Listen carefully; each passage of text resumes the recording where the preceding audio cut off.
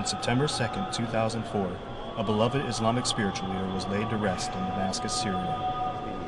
سماحة العلامة المربي العارف بالله الشيخ أحمد كفتارو. نبأ وفاة الراحل الدكتور. As news of the death of Sheikh Ahmed Keftaro is reported throughout the Arab world, his passing escaped the notice of the Western media.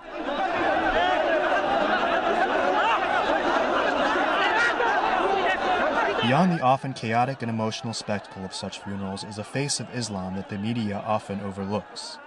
Beyond the rhetoric of East versus West confrontation, there is a path of understanding that Sheikh Keftaro and so many Muslims like him dedicate their lives to.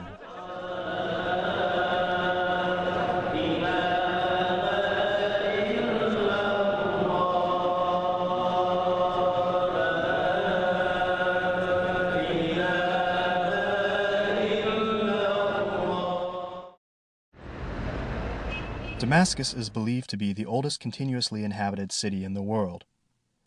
It has played an important role in Islamic history since 635 AD, just 3 years after the death of the Prophet Muhammad when invaders from the Arabian Peninsula arrived in Damascus. The city soon became the capital of the Umayyad dynasty in an Islamic empire that stretched from the shores of the Atlantic to the Indus River. Though the political clout of the city began to diminish when the capital was moved to Baghdad with the arrival of the Abbasid dynasty, Damascus has remained an important center of Islamic learning until this day.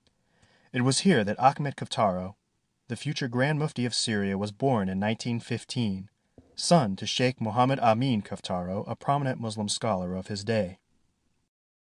The young Sheikh Ahmed Keftaro studied under some of the most renowned scholars in Damascus, and in 1938, after the death of his father, he began teaching at Abu Noor Mosque. We spoke to his son and successor at the mosque, Sheikh Salah Keftaro, just after the traditional 3-day mourning period for his father. The Abu Noor Foundation, which was recently renamed after its founder, Sheikh Ahmed Keftaro, started as a small place of worship for no more than 100 worshippers.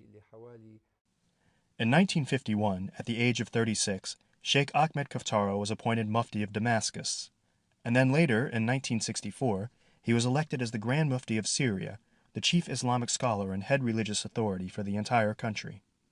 For the Muslim, there is a pope in every country, Muslim pope. Here in Syria, the Muslim pope is Keftaro. And Keftaro is a very open, had a very open mind. He has a very open school, and I think that he is the school. Sheikh Keftaro called the Muslims in Syria to the pursuit of knowledge, moral commitment to the universal values of Islam, including respect for religious freedoms and interfaith cooperation. In his later years, the Grand Mufti expanded his message to include the protection of the global environment and a call for American moral leadership in the world. Long before the events of September 11th, Sheikh Keftaro recognized the need for greater dialogue and cooperation between the East and West. I met a man that I would say was, in my lifetime, one of the greatest men I ever met. I felt as close to him as if he was a brother. And I think that spiritually, he and I were in the same pocket. In 1975, the original Abu Noor Mosque was renovated to include the most modern educational and administrative facilities available. Up to 15,000 men and women were now able to attend the Grand Mufti's lectures there. And in addition to primary and secondary education, a College of Sharia Sciences was established, as well as an Arabic language program. Renovations continue to this day, and in 2004 the entire mosque was refinished in white marble just around the time of the Grand Mufti's death. The late Grand Mufti founded this institution, which by the grace of God became a bright Islamic beacon for the entire world, calling for brotherhood among humanity and dialogue and connection between all kinds of people. This is what Islam teaches, and that's what the late Grand Mufti taught us.